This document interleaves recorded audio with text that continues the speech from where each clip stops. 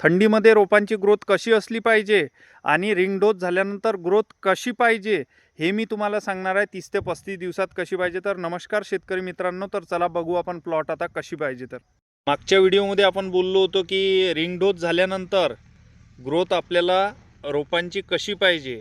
ते ring dose झाल्यानंतर साधारणतः 30 ते 35 दिवसानं आपल्याला ग्रोथ अशी पाहिजे रोपांची. अशी ग्रोथ किंवा अशी ग्रोथ, अशी आपल्याला ग्रोथ लागते.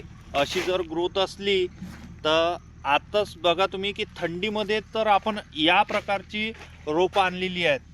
थंडी असूनही आपण अशा प्रकारे बाग हे डेव्हलप केलेली आहे. आणि तुम्हाला बाग कशी वाटते तर मला कमेंट करून सांगा की थंडीमध्ये आपल्या रोपांची वाढ अजून व्हायला पाहिजे होती का पद्धतशीर आहे वाढ, एवढं सांगा.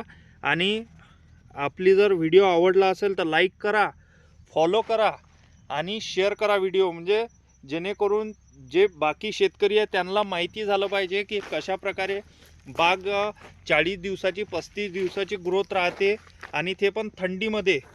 अशा प्रकारे आपली बाग आहे आणि भेटू पुढच्या व्हिडिओमध्ये. नमस्कार.